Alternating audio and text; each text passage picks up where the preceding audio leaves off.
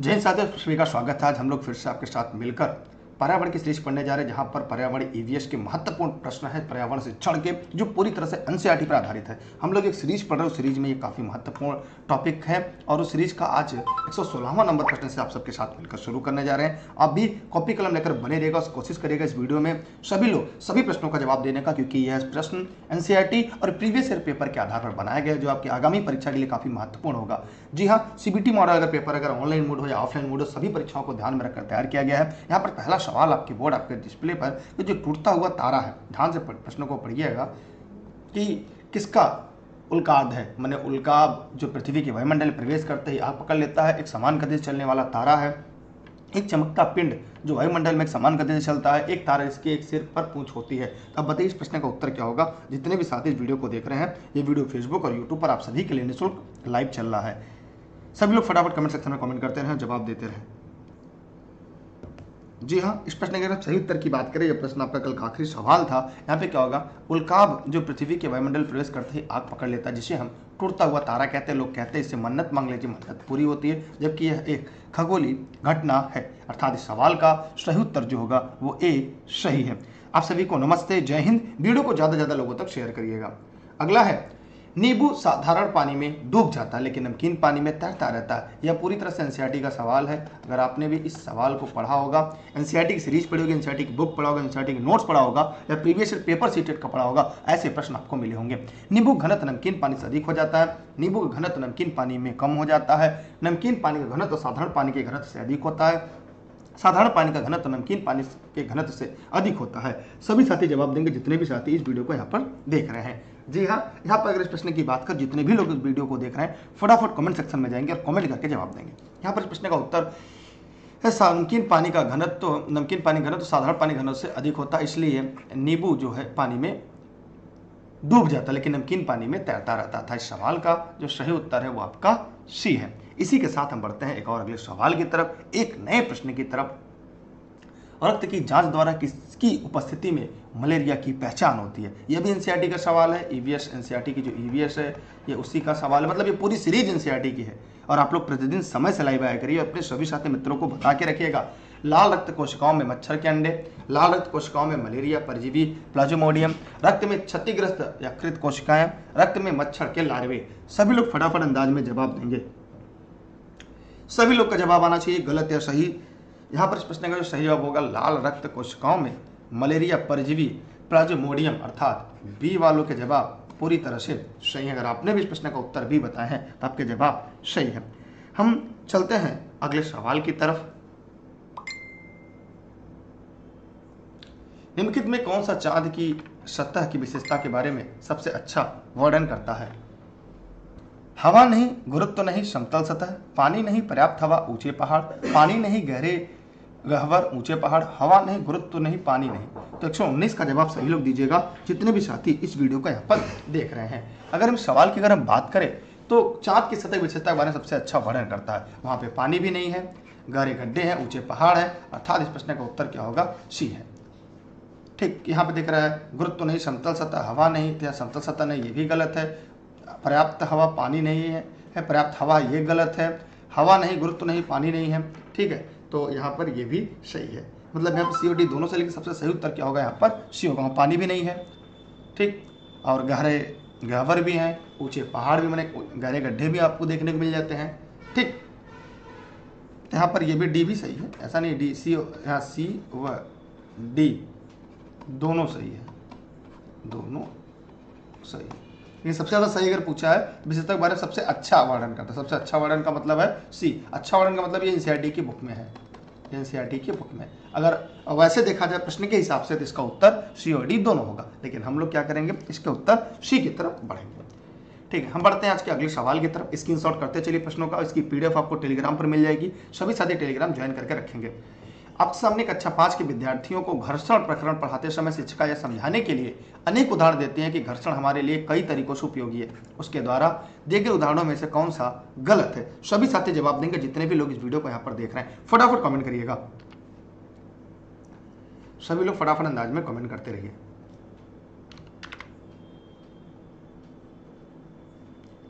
देखिए, अगर आप कमेंट करेंगे, सवालों के जवाब देंगे, तभी हम लोग भी ये जान पाएंगे ना कि आपने कितना मेहनत से पढ़ा है, कितना बढ़िया सबकी तैयारी चल रही है। क्योंकि जब तक आप प्रश्नों के जवाब नहीं देंगे तब तक हम लोग कैसे कर पाएंगे, कैसे ये अनुमान लग पाएगा कि कितना मेहनत आपने किया है।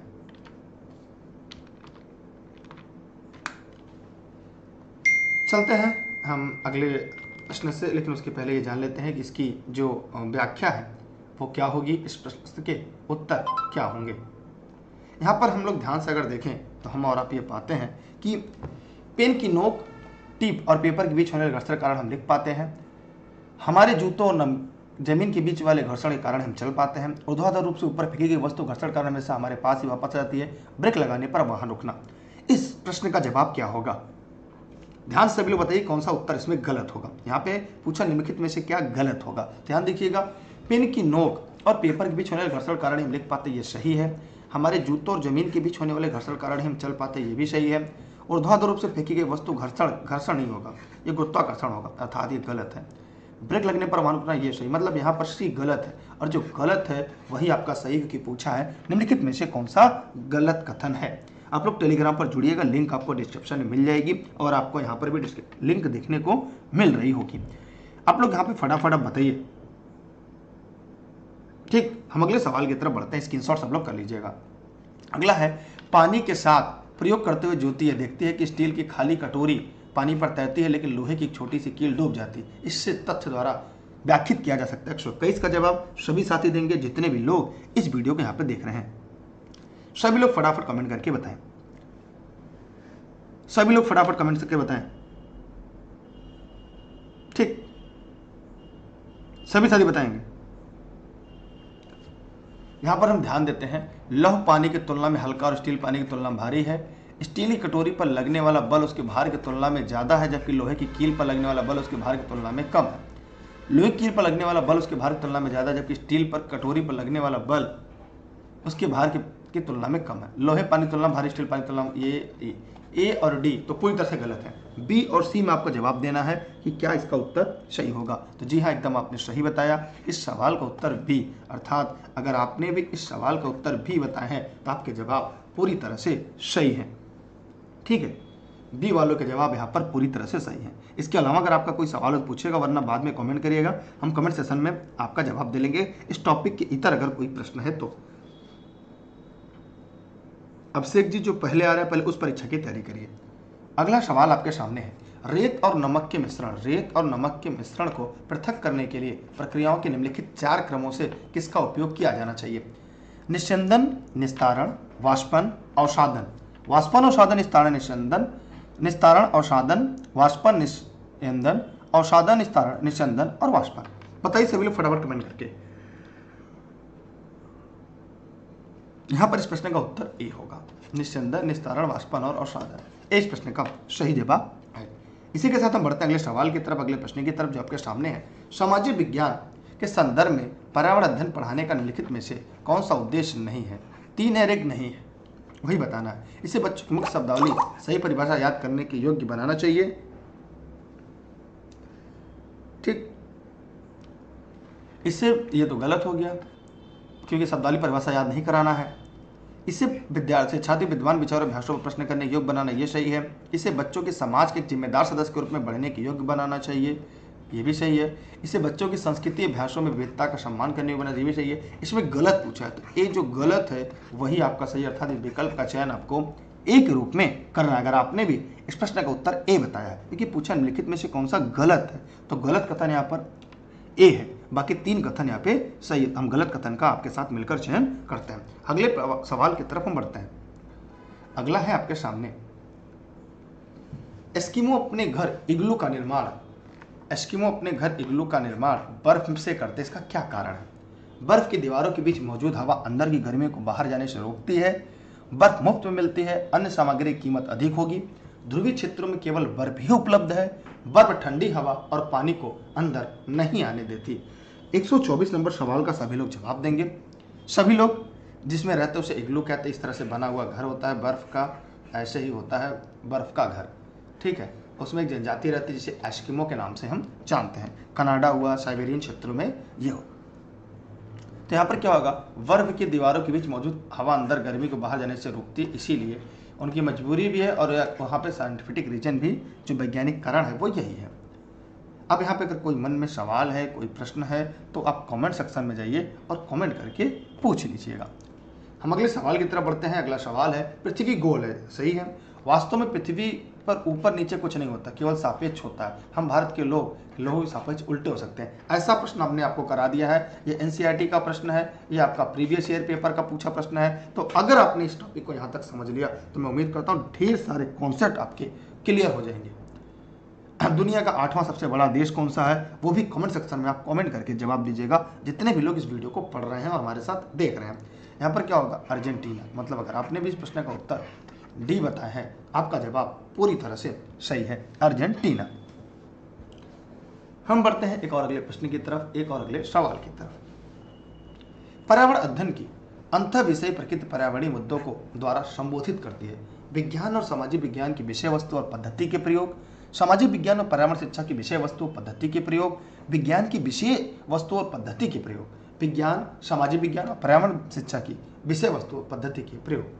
126 नंबर सवाल का जवाब क्या होगा, सभी लोग जवाब दीजिएगा। अगर हम पर्यावरण की हम बात करें, अध्ययन के अंतर विषय प्राकृतिक पर्यावरणीय मुद्दों को किसके द्वारा संबोधित करती है, तो यहाँ पर क्या होगा, विज्ञान, सामाजिक विज्ञान, पर्यावरण शिक्षा, विषय वस्तु पद्धति के प्रयोग से। अर्थात इस सवाल का सही उत्तर क्या होगा, डी। अगर आपने भी डी जवाब दिया है, इसका मतलब आपका जवाब सबसे सही है। हम इसी के साथ बढ़ते हैं अगले सवाल की तरफ, अगले प्रश्न की तरफ। राज्यसभा में होने वाली सभाओं का अध्यक्षता कौन करता है, माने जो राज्यसभा होती है, ठीक है, राज्यसभा की बात करें तो अनुच्छेद 80 में राज्यसभा है। तो यहाँ पर ये पूछ रहा है, राज्यसभा में होने वाली सभाओं का अध्यक्षता कौन करता है, उपराष्ट्रपति, राष्ट्रपति, प्रधानमंत्री, भारत के मुख्य न्यायाधीश। तो जितने भी लोग इस वीडियो को यहाँ पर देख रहे हैं, सभी लोग कमेंट सेक्शन में जाएंगे और कमेंट करके जवाब जरूर देंगे। जी हाँ, जो उपराष्ट्रपति होता है यह राज्यसभा का पदेन सभापति होता है, जो सभा के सदस्य न होते हुए भी उसकी अध्यक्षता करता है। इसलिए प्रश्न का उत्तर क्या होगा, ए सही है। अगला सवाल है, कह रहा है कि निम्न में कौन सा तरीका विज्ञान विषय को समझाने के लिए उच्च प्राथमिक स्तर पर उपयुक्त नहीं है। ध्यान देने योग्य बात है, नहीं है।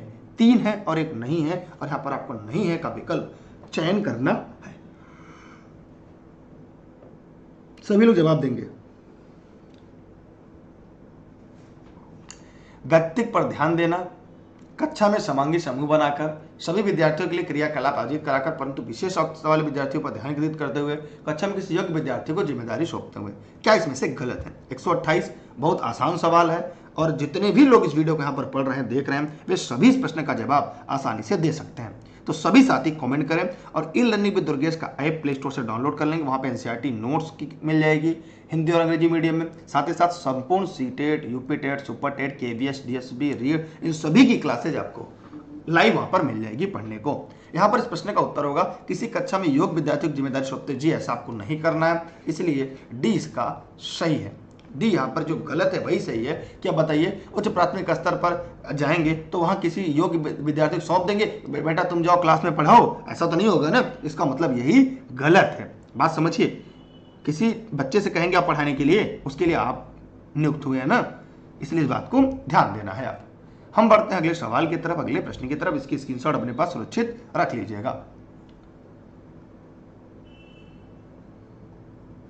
राष्ट्रीय झंडे के बारे में जानकारी का सावधानी पूर्वक अवलोकन कीजिए। सभी लोग जवाब देंगे। राष्ट्रीय झंडे के बारे में निम्न कथनों पर सावधानी पूर्वक जवाब दीजिए। सबसे ऊपर केसरिया रंग त्याग एवं बलिदान का प्रतीक है, बीच में सफेद रंग शांति का प्रतीक है, मध्य में चक्र निरंतर प्रगति का प्रतीक है, नीचे हरा रंग शांति और खुशहाली का प्रतीक है। सभी लोग जवाब दीजिएगा। जी हाँ, यहाँ पर क्या होगा, सबसे ऊपर केसरिया रंग त्याग एवं बलिदान का प्रतीक है, बीच में सफेद रंग शांति का प्रतीक है। ठीक है, बीच में सफेद रंग जो है शांति का प्रतीक है, मध्य में चक्र निरंतर प्रगति का प्रतीक है, नीचे हरा रंग शांति खुशहाली का प्रतीक है। अब आपको यहाँ पे बताना है कि इसमें कौन सा सही है, कौन सा गलत है। सभी साथी जवाब देंगे इस प्रश्न का। मैं इस प्रश्न का उत्तर नहीं बताऊंगा क्योंकि आप लोग ही इसका जवाब देंगे।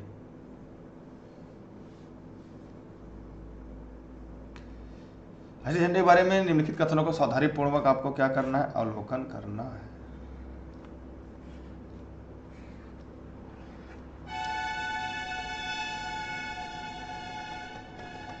ऊपर केसरिया है, सफेद है, नीचे हरा है। बताइए आपके हिसाब से क्या होगा। नीचे हरा रंग शांति और खुशहाली का प्रतीक है।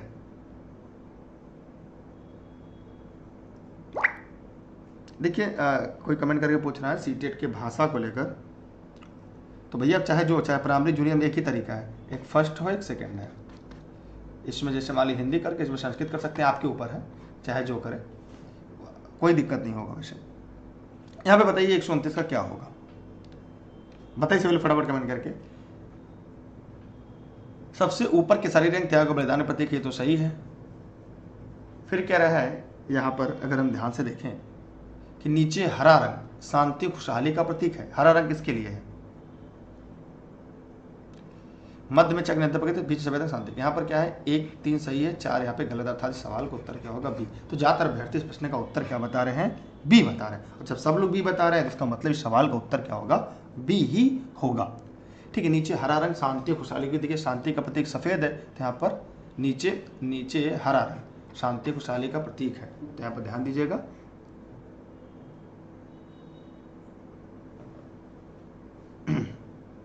ठीक, आगे बढ़ते अगले सवाल की तरफ। इस पर एक वीडियो बनाकर हम डाल देंगे भाषा का चयन कैसे करना। अभी फिलहाल क्लास को डिस्टर्ब न किया जाए। हम अगले प्रश्न की तरफ बढ़ते हैं। खेल विधि का सही अर्थ है। खेल विधि का सही अर्थ है। अगर आपने भाषा चुन लिया, अगर आपने फॉर्म भर लिया तो कोई बात नहीं, परीक्षा देने जा रहे मतलब। देखिए मैं आपको फिर से बता दूं, अगर सीटेट की बात करें, सीटेट में एक बार समझ लीजिएगा सब लोग, सीटेट में भाषा चयन, जो भाषा का चयन होता है 2 भाषा होती है। एक होती है भाषा फर्स्ट, एक होती है भाषा सेकेंड। परीक्षा देने जा रहे हैं तो आप जान लीजिएगा, चाहे जो चयन करें फॉर्म भरते समय, परीक्षा के समय, आपको 2 भाषा चयन करना होगा, फर्स्ट और सेकेंड। जो फर्स्ट होगा वही सेकेंड भी होगा। मतलब ये होगा 90 से 120 तक प्रश्न संख्या, और ये होगा 121 से 150। आप 20 भाषाओं में से किसी एक को फर्स्ट में रख सकते हैं और दूसरा भी रख सकते हैं, लेकिन फर्स्ट और सेकेंड सेम भाषा। जैसे मान लीजिए यहाँ भी हिंदी, यहाँ भी हिंदी नहीं सकती। जैसे मान लीजिए सपोज दैट आपने हिंदी ले लिया है तो आप संस्कृत ले लीजिए, या यहाँ संस्कृत है यहाँ हिंदी ले लीजिए, या अंग्रेजी ले लीजिए, उड़िया ले लीजिए, असमिया ले लीजिए, चाहे पंजाबी ले लीजिए, कोई भी भाषा ले सकते हैं। केवल 2 भाषा को, दोनों अलग अलग भाषाओं का चयन करना होगा। अगर जैसे मान लीजिए किसी हिंदी यहाँ भी ले सकते हैं, संस्कृत यहाँ भी ले सकते हैं, इंग्लिश यहाँ भी ले सकते हैं, कहीं भी ले सकते हैं, लेकिन जो भाषा फर्स्ट का चयन करेंगे उससे 90 से 120, जो सेकंड होगा उससे 121 से 50। प्रत्येक भाषा के 60 प्रश्न होंगे जो फर्स्ट और सेकंड के रूप में होंगे, और इस तरह से आपको हल करने। बाकी हम एक वीडियो बना के बता देंगे, अभी हम लोग फिलहाल पढ़ते हैं। वैसे परीक्षा देने जाने से पहले आप लोग इस बारे में अच्छी तरह से जाने रहेंगे तो ज़्यादा अच्छा है। खेल विधि का सही अर्थ क्या है? 130 नंबर सवाल का जवाब दीजिएगा। बालक की मनोरंजन की इच्छा की पूर्ति मात्र है। तो देखिए यहाँ पे बालक मनोरंजन की इच्छा पूर्ति जी नहीं, ऐसा नहीं कि हमें खाली मनोरंजन ही करना है। बालकों में खेल की पूर्ण स्वाधीनता मात्र होगी, ये भी नहीं है। बालकों को खेल की प्रवृत्ति को संतुष्ट करते हुए लाभप्रद से अच्छे परिणाम निकलना, अर्थात इस सवाल का सही जवाब क्या है? सी। आप सोचिए, लगातार अगर आप क्लास पढ़ रहे हैं, डेली सेशन में लाइव आ रहे हैं, तो आपको कॉन्सेप्ट भी आपका ढेर सारा क्लियर हो जाएगा और आपको समझ में आ जाएगा कि तथ्यों को, थ्योरी को कैसे पढ़ना है, कैसे याद करना है। तो यहाँ तक अगर आपके कॉन्सेप्ट क्लियर हो गए, यहाँ तक अगर समझ में आ गया होगा, तो हम इसके साथ और आगे बढ़ते हैं एक अगले सवाल, एक अगले प्रश्न की तरफ। सबको समझ में आ गया? अगला है पर्यावरण अध्ययन की पाठ्यपुस्तक में पहेलियां जो है शामिल करने का निम्नलिखित में से कौन सा उद्देश्य नहीं है? यहाँ पे नकारात्मक सवाल है, प्रश्न को ध्यान से पढ़िएगा। नहीं वाले सवाल है, नहीं वाले सवाल है, बताइए।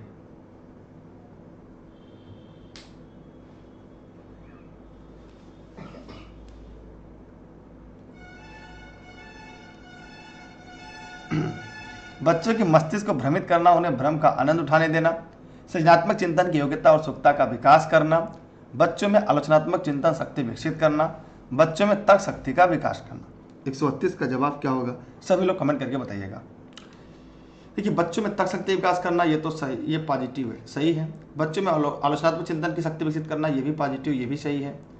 सृजनात्मक चिंतन योग्यता और उत्सुकता का विकास करना, ये भी सही है, ये भी सही है। बच्चों में मस्तिष्क को भ्रमित करना, ये गलत है, उन्हें भ्रम का आनंद उठा देना, ये गलत है, ये नकारात्मक है। और जब नकारात्मक है, गलत है, तो अर्थात इस सवाल का जो सही उत्तर होगा वो आपका ए होगा। अगर आपने इस प्रश्न का उत्तर दिया है तो वो सही, माने जो गलत है वही आपका सही है। हम बढ़ते हैं आज के और अगले सवाल की तरफ। इसकी स्क्रीनशॉट करते चलिएगा। अगला है पर्यावरण अध्ययन की कक्षा में सरल प्रयोग और निदर्शन किए जा सकते हैं। पर्यावरण अध्ययन की कक्षा में सरल प्रयोग और निदर्शन किए जा सकते हैं। बच्चों द्वारा पूछे गए प्रश्नों पर आधारित विचारों पर चर्चा करने, अवलोकन को दर्ज करने तथा उनका विश्लेषण करने के लिए, कक्षा में अनुशासन को सुनिश्चित करने हेतु तो बच्चों को नियंत्रित करने के लिए, बच्चों को स्वयं सीखने के योग्य बनाने और अवलोकन कौशलों को पैना करने के लिए उच्च कक्षाओं में क्या किया जा सकता है, इसका अनुकरण करने के लिए। तो जितने भी साथी इस वीडियो को यहाँ पर देख रहे हैं, ये सभी साथी कमेंट सेक्शन में जाएंगे और कमेंट करके दिए गए सवालों का जवाब जरूर देंगे। जी हाँ, यहाँ पर क्या है कि बच्चों को स्वयं सीखने के योग्य बनाने, अवलोकन कौशलों को पैना करने के लिए बच्चों को स्वयं सीखने, माने बच्चों को क्या करना है, सीखने पर बल देना है। इसलिए इस प्रश्न का उत्तर क्या होगा, सी। अगर आपने भी इस प्रश्न का उत्तर सी बताया है तो आपका जवाब सही है। कक्षा में द्वारा पूछे गए प्रश्नों आधारित विचार करने, अवलोकनों को दर्ज करने तथा उनका विश्लेषण करने के लिए, देखिए ये भी सही है, लेकिन यहाँ पर सरल प्रयोग और निदर्शन किए जा सकते हैं। इसके लिए सबसे देखिए ए भी सही है, लेकिन सबसे अगर सही उत्तर की बात की जाए तो हमारा विकल्प जो होगा वो आपका सी होगा। सरल प्रयोग माने बच्चों को स्वयं करने के सीखने के योग बनाना। ठीक है, सरल प्रयोग का मतलब यहाँ पर यही होगा। सी वालों का जवाब सही है। हम बढ़ते हैं, कुछ किताबों में अलग अलग मिलता है आपको। अगला सवाल आपके सामने है, पर्यावरण अध्ययन ईवीएस की शिक्षिका वायु प्रकरण पढ़ाते समय यह प्रदर्शित करना चाहते हैं कि वायु में भार होता है, वह जगह गिरती है। उसके सहयोगी इस उद्देश्य उनके लिए उसे निम्नलिखित 4 भिन्न गतिविधियां सुझाते हैं। आप सभी लोग फटाफट कमेंट करिएगा, जितने भी लोग इस वीडियो को लाइव देख रहे हैं। खाली उल्टा बीकर पानी की सतह के ऊपर रखें और नीचे ढकेले, स्ट्रा के माध्यम से जूस को खींचना, गुब्बारे में हवा भरना, 2 भरे हुए गुब्बारे एक छड़ से बांधे तथा साम्यावस्था में ले जाएं। अब किसी गुब्बारे को फोड़ दें। अब आप लोग को बताना है उपयुक्त गतिविधियों में कौन सी गतिविधियां वांछनीय परिणामों को प्रदर्शित करेंगी। 133 का जवाब सभी साथियों को देना है, जितने भी साथी इस वीडियो को देख रहे हैं। खाली उल्टा बीकर पानी की सतह के ऊपर रखें और नीचे ढकेले, तो आपको लगेगा क्या होता है कि वायु जगह गिरती है और ऊपर नहीं आएगा। स्ट्रा के माध्यम से जूस को खींचना, गुब्बारे में हवा भरना, लेकिन यहाँ कह रहा है कि जगह घिरती है पढ़ाते समय, करना वायु में भार होता है। 2 भरे हुए गुब्बारे छड़ से बांधते और साम्य अवस्था में ले जाए तब किसी गुब्बारे फोड़ दे, ये तो सही है। अब 4 किस में है, इसमें तो यहाँ पे ये गलत हो गया। अब 2 क्या है, स्ट्रा के माध्यम जूस खींचना, ये नहीं होगा। यहाँ पर उत्तर होगा 1 और 4, अर्थात इस प्रश्न का उत्तर क्या होगा, बी। इस सवाल का उत्तर क्या होगा, बी होगा। ठीक है, अगर आपने भी सवाल का उत्तर बी बताया है तो आपके जवाब सही है। हम बढ़ते हैं अगले सवाल, अगले प्रश्न की तरफ। अगला है शामिल करना, खोजबीन करना, व्याख्या करना, विस्तार देना और मूल्यांकन करना विज्ञान के सभी प्रभावित शिक्षण से जुड़े हुए 5 महत्वपूर्ण ईएस हैं।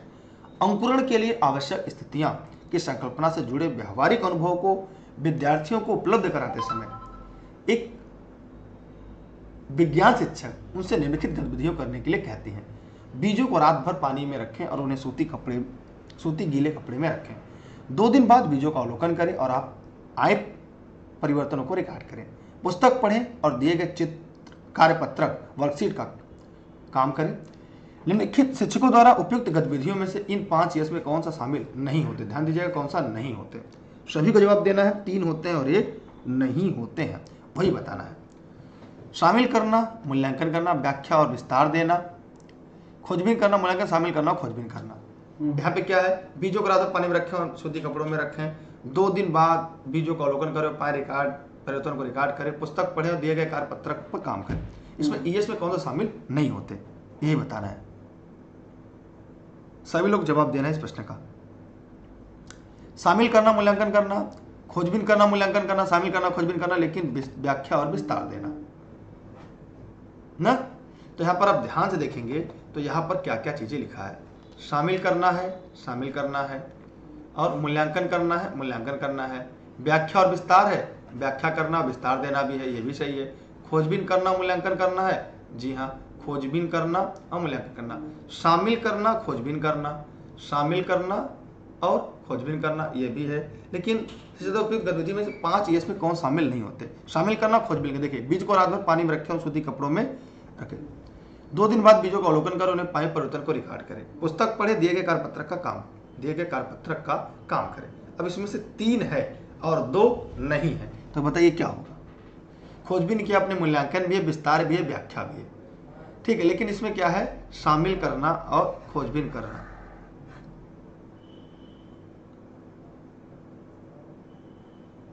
यहाँ पर इस प्रश्न का उत्तर बी ही होगा, व्याख्या और विस्तार देना ना। यहाँ पर इस प्रश्न का उत्तर बी होगा, बी यहाँ पे सही लग रहा है। अब ऐसे देखते हैं क्या है, ऐसे डी भी हो सकता है, लेकिन सवाल का उत्तर क्या होगा, बी होगा। ठीक है, बी होगा।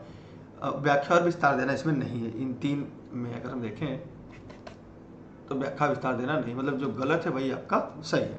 हम अगले सवाल की तरफ बढ़ते हैं। अगला है, कक्षा में पोषण प्रकरण का परिचय अधिक प्रभावी तरीके से देने के लिए शिक्षक को क्या करना चाहिए। देखिए, आप लोग टेलीग्राम पर दुर्गेश सर सर्च करिएगा, बिना स्पेस के, ई लर्निंग विद दुर्गेश आएगा, वहाँ पे आप ज्वाइन कर लीजिएगा। Facebook page E learning with Durgesh, Instagram पर भी ई लर्निंग विद दुर्गेश पे फॉलो कर सकते हैं सभी लोग, और टेलीग्राम पे जुड़ेंगे तो सभी क्लास के नोटिफिकेशन, पीडीएफ सब कुछ आपको मिल जाएगा।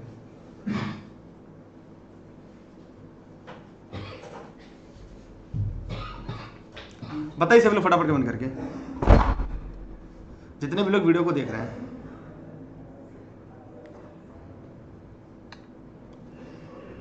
फटाफट कमेंट कर बताइए। देखिए, मानव दांत का प्रतिरूप दिखाना, विद्यार्थियों को अपने टिफिन बॉक्स खोलने और उनकी सामग्री भोजन को देखने के लिए कहना तथा उनके बाद शिक्षक को व्याख्या करनी चाहिए। पोषण तत्वों से भरपूर विभिन्न भोजन के उदाहरण देने चाहिए। श्यामपट्ट पर पाचन दंत काली बना दी, ये तो गलत हो गया। मानव दांत का प्रतिरूप भी गलत हो गया। बी और सी में क्या होगा, पोषण, तो इसके लिए क्या होगा, सी। सी वालों के जवाब सही है। अगर आपने इस प्रश्न का उत्तर यहाँ पे सी बताया है तो आपके जवाब सही है। देखिए, यह टॉपिक भोजन पढ़ाने के लिए है। भोजन से ऊर्जा मिलती है, यह पढ़ाने के लिए आपका बी होगा। लेकिन सी है, पोषण तो भरपूर विभिन्न भोजनों को पहले उदाहरण देना चाहिए, उसके बाद तब उस टॉपिक तक ले जाना चाहिए। इसलिए इस प्रश्न का उत्तर क्या होगा, सी होगा।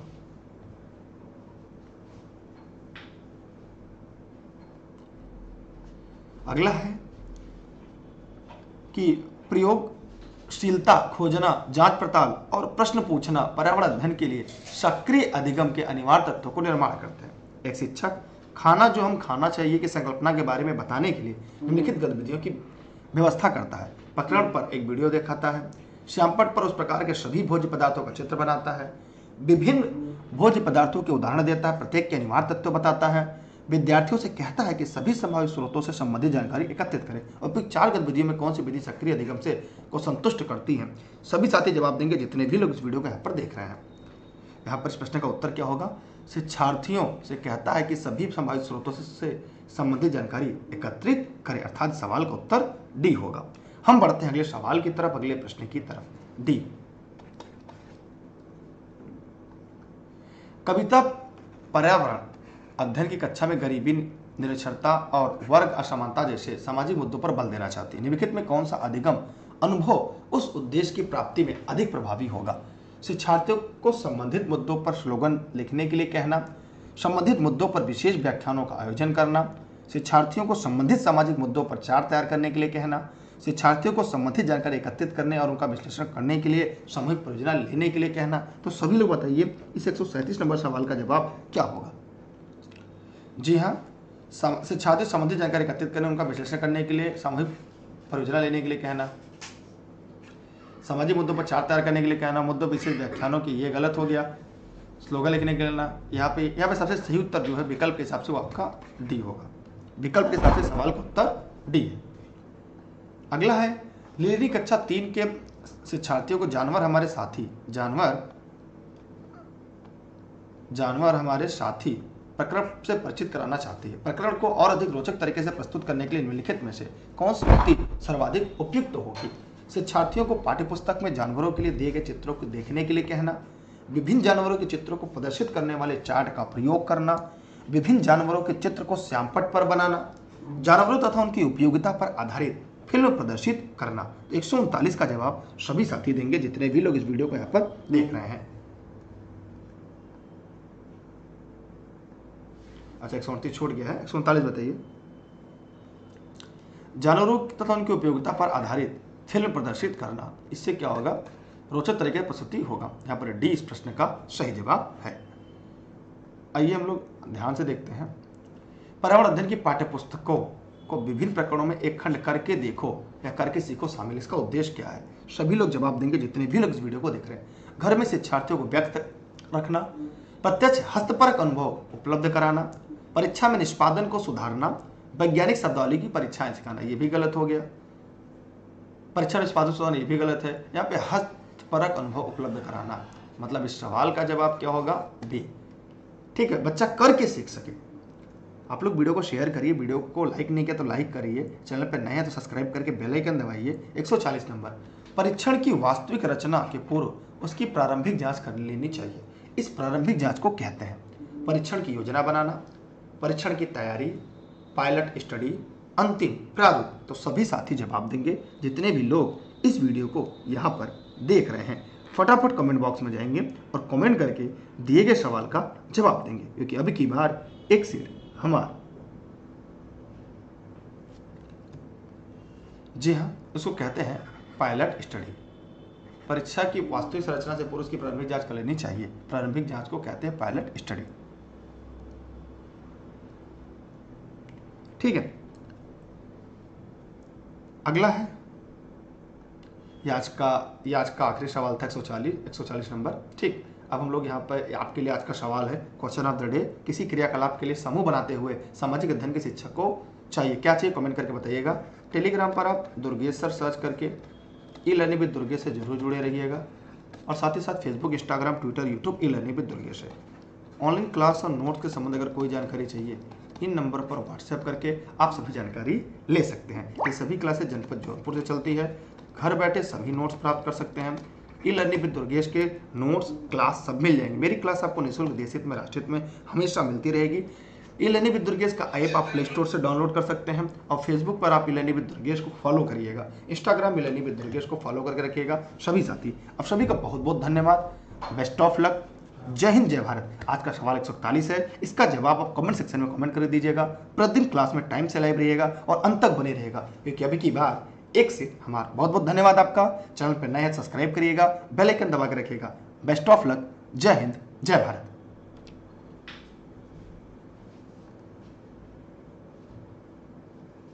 क्या आप भी सरकारी शिक्षक बनने की तैयारी कर रहे हैं? क्या आप भी अब की बार टेट पार करने की तैयारी कर रहे हैं? चाहे कोई भी हो परीक्षा, अब TET, C TET, REET, MP TET आदि सभी राज्यों की परीक्षा के सिलेबस के आधार पर हम आपके लिए लाए हैं सारे विषयों की महत्वपूर्ण नोट्स। स्टेट, NCERT और प्रीवियस ईयर के पेपर के आधार पर डिजाइन किए गए हैं, ताकि इस बार आपका सरकारी शिक्षक या शिक्षिका बनने का सपना साकार हो जाए। अब की बार टेट पार, सुपर टेट, KVS और रीट मेंस एग्जाम के नोट्स भी उपलब्ध हैं। ऑनलाइन क्लासेस में practice sheets, model paper, online live और रिकॉर्डेड सेशन और PDF नोट्स भी अवेलेबल हैं। ई लर्निंग विद दुर्गेश का ऐप प्ले स्टोर से डाउनलोड करें। अधिक जानकारी के लिए कॉल करें 63063 44367, 73551 79012 या 73988 83002 पर। Address Jaunpur, UP। क्या आप भी सरकारी शिक्षक बनने की तैयारी कर रहे हैं? क्या आप भी अब की बार टेट पार करने की तैयारी कर रहे हैं? चाहे कोई भी हो परीक्षा, अब TET, C TET, REET, MP TET आदि सभी राज्यों की परीक्षा के सिलेबस के आधार पर हम आपके लिए लाए हैं सारे विषयों की महत्वपूर्ण नोट्स।